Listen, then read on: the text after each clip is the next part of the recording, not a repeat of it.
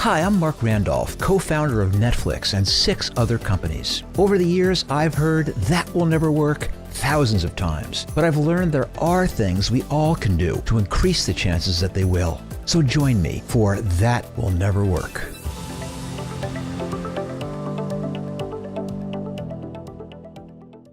Hey everybody, and welcome to That Will Never Work.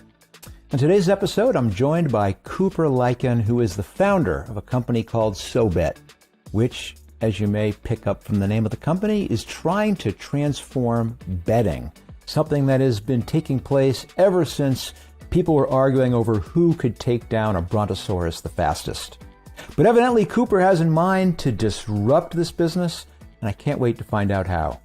Cooper, welcome to That Will Never Work. Thanks, Mark. Thanks. So happy to be on this with you. I'm a huge fan of the podcast and also a huge fan of Netflix. So thanks for inventing that. Also, I've spent a lot of time on Netflix.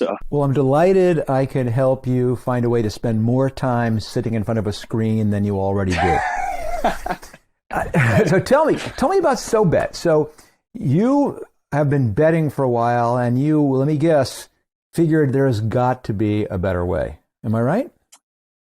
That's kind of how it all started, yeah. And are you pretty familiar with the betting world, sports betting world, how it works? At the most simplistic level, so I'm going to say no. I think I've probably placed a bet through a platform twice in my life, and I lost both times. So just at the base level, what we're trying to do is eliminate the rake from Vegas, or like the juice or the squeeze, as they call it. And I can kind of walk it back from there. But what happens in sports betting is when you have two teams playing against each other, they're obviously not created equal, right? So Vegas does what we call is creating a spread for that game. And essentially what they do is they handicap it down to create even odds for bettors. So you can get 50-50 odds on a game. For example, if the Patriots are playing the Buccaneers, those teams aren't created equal, right? Buccaneers have Tom Brady. He's a legend. They're going to be favored by, let's say, 7 points. So in order for you to get 50-50 odds, you're betting that the Buccaneers are going to win by 7 or more points. But at the core base of it, it's not really 50-50 odds, because what Vegas does is they base those odds around $100. And in order for you to win $100, you have to risk 110. So that $10 is essentially what the rake is that you lose as an extra like transaction fee, essentially, every time you bet to win $100 on 50-50 odds. And that's what we're trying to eliminate, essentially. So in other words, you plan to do a service where you let everyone bet for free. Correct. Well, I guess, what's the business model then? So the business model is built around leveraging peer-to-peer infrastructure that obviously exists today with blockchain, crypto, et cetera. But first, we want to keep that cash flow peer-to-peer, because that's what's betting built around. That's what betting is built around today. It's built around cash. So I kind of think crypto is a little bit ahead of the betting market. So we want to keep that cash flow peer-to-peer. So if you and I are betting against each other, Mark, that transaction is just going to be between us. And there's a lot of financial companies out there, software providers, that have limited that transaction fee and made it pretty much negligible in the realm of 5-7 cents. So we're kind of gambling ourselves and saying that if Mark is putting $200 into his sports betting account, he probably won't care about a 5-cent transaction fee. And then our revenue model is built around pairing that with essentially content and content geared towards the next generation. Because that's really the population that we're going after here is your next generation of casual sports bettors. We're not going after your guys who are your sharks in Vegas who are betting, $100,000, $200,000 every year. We're going after those casual sports bettors who are betting those straight bets, like I described, and losing money because Vegas is taking the rake as a transaction fee, for lack of a better term. So I understand. So that makes sense. So what does Vegas deliver for that 10% surcharge? Essentially, a premium betting experience, and a legal one at that. And that's kind of what the basis of their business model is built around, is that it's a monopoly. They're in all the states that have legalized sports betting. They're in with lobbyists. They have the legal teams on board. So that's why they're able to do that. And so there are, of course, online betting companies. Correct. And do they charge 10% of each, take 10% of every bet? We're just talking straight bets, like 50-50, what they consider 50-50 odds. Yes. But yeah, that's an industry standard. Wow. Well, it does certainly seem usurious to do that for nothing more than what the privilege of connecting. I guess they're not connecting two people. You are literally betting with the house in those circumstances. Exactly. And they're just trying to make sure by adjusting the odds that they always have an equal weight on either side of the ledger. Is that right? Not necessarily. It depends on a lot of factors, the amount of bets coming in, the amount of money being placed on those teams. So they kind of try to balance it between those two and what their analytics are giving them. But in other words, for example, let's say they set the odds at they set the spread at 7, like you said. Yeah. And let's say they get 100 times more people taking the Bucks. Essentially, then, in fact, if the Buccaneers win, that money has to come from them. Is that correct? Or are they trying to always make it so they have an equal number of wins versus losses so that they break even on paying out the bets and just keep the 10%? Yeah, you're right. They're trying to make it even, but they're going to move that line as they see fit. So if you have 100 times more people betting on the Bucks, it's going to depend on where the money's coming from too, because the money could be on the other side. So just because you have 100 times more people betting on the Bucks, it doesn't necessarily mean that they're going to move that line in favor of the public. So yeah, it's a delicate line, but at the end of the day, you're right. They are trying to weigh those risks and essentially hedge it so they're coming out on top every time. Well, I was just trying to make the point or understand that in fact they don't really take any risk on the outcome of the bet. They win either way because they've spread it to both sides, whether it's public and however. Okay, I get the idea. So here's the big question. Yeah. So do you think this idea is new? I don't think it's new. I think the approach that we're taking is new. So let's parse it apart. I heard a couple of things. I heard peer-to-peer, and I heard paired with content, and I heard that this generation wants. Correct. Those are three approaches. Did I? Is there an additional approach that I'm missing that separates you from what's been done before? Peer-to-peer kind of implies that we're giving people that choice no matter what. I think our vision is kind of bigger than that, and our vision kind of intersects with what sportsbooks do already, but just trying to do it as efficiently without taking a rake. So cheaper might be another differentiator. Okay, well let's break them apart a little bit. And I'm doing this on purpose. I'm kind of beyond now my little Marc's education thing, and I'm trying to make a point. Maybe we'll see how it comes out. Listen, I'm always a risk taker. So let's take them individually. Peer to peer, is that a big innovation that no one has thought of or tried before in betting? I don't think it's too big of an innovation. It's one of those things that logically makes sense. And there's a couple companies that have tried it. There's a couple startups in the US right now who are trying to crack it. And you've seen it have success in certain markets, like the UK especially. But it hasn't taken off as much as other markets as it has in the US. Okay, so got the peer-to-peer. The other one was paired with content. Do you think that's a new idea? It's relatively new because that's really driving our revenue. So other people have not thought of that before, of doing betting which is paired with intense content? That concept's the same. I think our business model structure is different, though. I think that's where we differentiate ourselves. All right, we'll come back to that. A betting app, I'll call it that, targeted at Gen Z? Correct. No one's thought of that before? You're starting to see more startups pop up, and obviously the big dogs are trying to crack the code too. But the customer acquisition cost is pretty astronomical right now for Gen Z. You see where I'm going with this, which is, I speak from some experience in that I'm fortunate, and not sure how fortunate I am. You would not believe the people who come crawling out of the woodwork looking for funding, looking for advice, looking for something. So I get unbelievable inbound.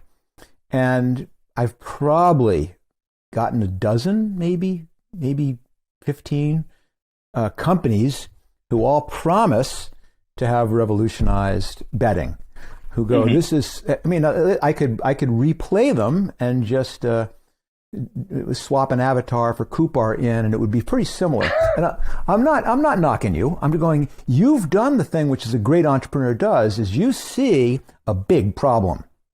You go, this is ridiculous. 10% for just taking bets, which you're just laying off against the other side. You're not taking any risk. I mean, what? Your big bookmakers were, no, you're just basically going, holy shit. Well, I said 7, but everyone's betting on 3. I got to shift them. In other words, you're going, this is ridiculous that someone's willing to charge this much money for a service. So you're doing the exact right thing as an entrepreneur as you're jumping in and going, wait a minute, there's got to be a better way. Love that. But first thing is recognizing always a but. Oh, it's always a but. You're probably not the first person to have recognized that flaw. Yeah. I was going to use the word punter, and I go, I'm going to sound like I'm out of like an 1890s Elizabethan musical. Every bettor has probably gone, this is ridiculous. There's got to be a better way. So I've certainly heard a lot of people say that. And I've heard a lot of people say, why do we need Vegas? Let's just connect two people and let them bet each other. I've heard that idea a bunch. I've seen a bunch of companies which are saying, no, Vegas doesn't get it. They're all about, smoke-filled rooms and football games and horse racing, and esports is where it's at. Or it's betting on how many times Simon Cowell's going to rip him a new one on, there's infinite things we can bet on, and people don't get. So I've heard those ideas before. I mean, I haven't heard the content because I thought that was self-evident that almost every betting app comes with content about the sports that are being betted on. But I'm willing to accept this. So in other words, I'm saying all these things is that I'm kind of looking for what's the novel approach, because if you, to quote, was it George Santayana, I guess it is, not Carlos Santana, who said, if you can't remember the past, those who can't remember the past are condemned to repeat it. And nowhere is that truer than in startup land.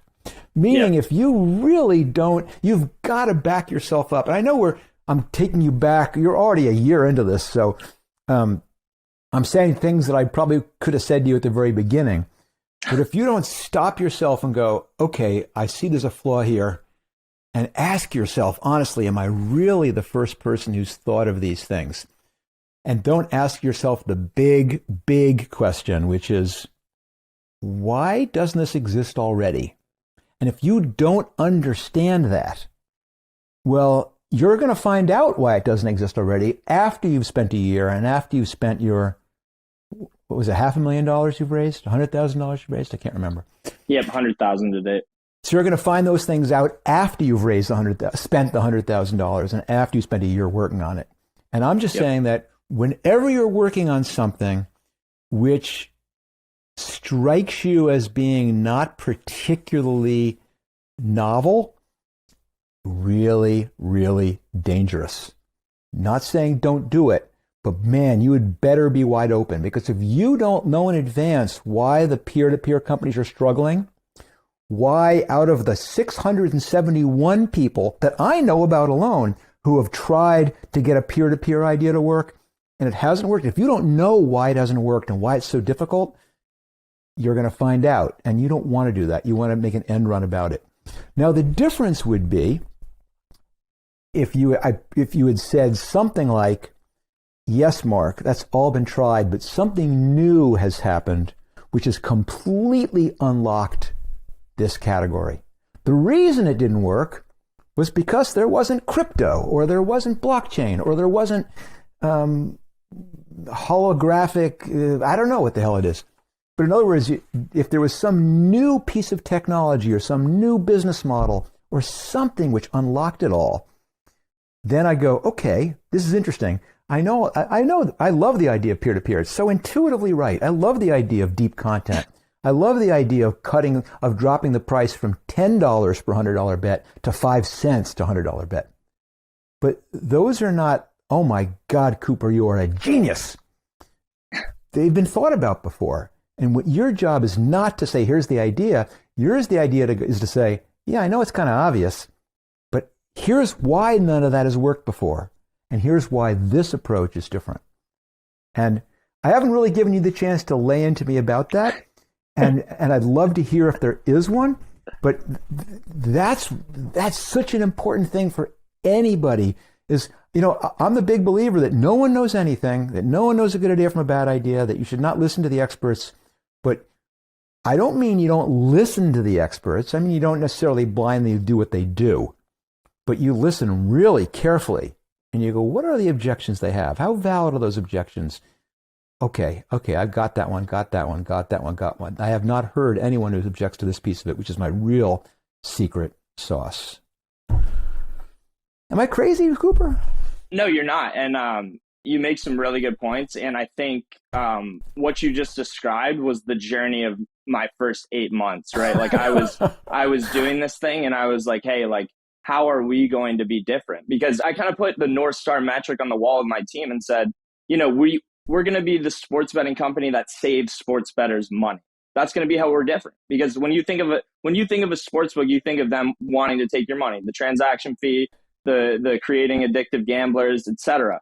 But we put that on the wall and nothing really changed, right? And that's when we started modeling out how we were going to pair it up with our content for, to appeal to the next generation. And what we've done there is we've created a subscription model that leverages social media influencers geared specifically towards the next generation. And that's kind of what sets us apart is that in that model, we're building media is what we're building. And we're taking personalities and influencers that have massive followings and putting them under one umbrella. And I think you've seen that before in companies such as Barstool Sports and other companies. But when you're able to do that and leverage followings that already exist and personalities that target an entire generation, and oh, by the way, you're saving them money, that's when I think it becomes the special sauce that you're talking about, Mark.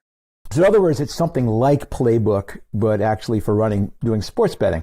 I think that is an interesting perspective. But one of the things that I would be doing, and it's not too late to do this, is before you go, here you go, here's Marc, something like a real betting pro. Before you go all in on this, you really want to make sure, you want to be probing and figuring out ways to validate whether or not this, in fact, is something which is going to immediately resonate. And have you done that? Do you have these initial trials with either influencers or with customers who you'll see will resonate with that? Yeah, so we have 6 agreements already in place with a following totaling over 90K. So they're all about it because right now they're struggling to, and I don't want to bash influencers out there. I think they're doing a great job, but at the end of the day, social media is pretty chaotic, and not everybody's going to be the next Jake Paul, right? He's kind of one off that had millions and millions of followers and is achieving massive success. But social media is so chaotic, it's tough to replicate that over and over and over again for these influencers. So what we're doing is trying to find a channel where they can monetize that content, without having to gain millions and millions of followers. And it really resonates with them because it strikes home, because once you pair up with and you build a strong team like that, like I said, you're building media. You're not just building an influencer model. No, I totally understand. So I guess my sense here is you need to have this focused pretty clearly on something. And in some ways, I would say that your business, pardon me for phrasing it this way, is maybe perhaps not even a sport betting disruptor, but it's really basically, if it comes down to being an influencer monetization channel that uses sports betting to do so. But again, you've probably played out the economics, and in fact, you think this works. That in other words, someone can drive enough transactional betting at these 50 basis point commissions to actually be economically viable. Correct. Well, interesting. Well, I think I like that perspective. And so the tests you've run with your 6 influencers, you've signed them up, or you've actually started going already? We haven't started going already. We have agreements in place. What we're trying to do right now is basically fundraise to hire 2 lead engineers, bring the dev team in-house, build this thing out with them right there along the development process to give feedback, refine the app, and then we want to launch it by April. So one more question, maybe not one more question, one more direction for this. So what we've spoken about so far is my big belief in the Santayana principle. Basically, you'd better understand everything that's been tried and hasn't worked before you think you're going to conquer the world. There's a second one. In essence, you're building a form of social network. Would you agree with that? Yes, I would agree with that. This only works. In other words, if I come to your site looking to bet on the Bucks, it only works if you have someone else willing to bet against them. Correct? Correct. On the surface level, I think eventually we want to get to the point where it's just matching people up in the general vicinity of certain dollar amounts, certain odds, that sort of thing. But I think, yeah, correct on the surface level. Like a social network, you need some critical mass for that to be effective. Yes. Right. Ding, ding, ding, ding, ding, ding, ding, ding, ding. Alarm bells going off. There's another trap that I'm going to warn you about falling into, which is this is the next generation social media app. And I know you're not saying it's a social media app, but I'm saying it has aspects of it and that it requires scale to function. Because someone's going to come to your site and if they want to place a bet on the curling team at the Olympics, and if there's not someone else who's on the other side of that bet, either you've got to accept the bet risk, which in my opinion is probably going to be unacceptable at a 50 basis point commission, or fine, we'll come back to that model in a minute. Okay. So if you don't have someone there, they go away. And the same on the other side. In other words, this is one of those classic ideas where you go, just imagine when there's 1 million people. And yeah, if there's 1 million people, it's going to be unbelievable. You're right. I can be betting on what the next commercial is going to be at the Super Bowl. I can bet on anything because there's always someone willing to bet the other side.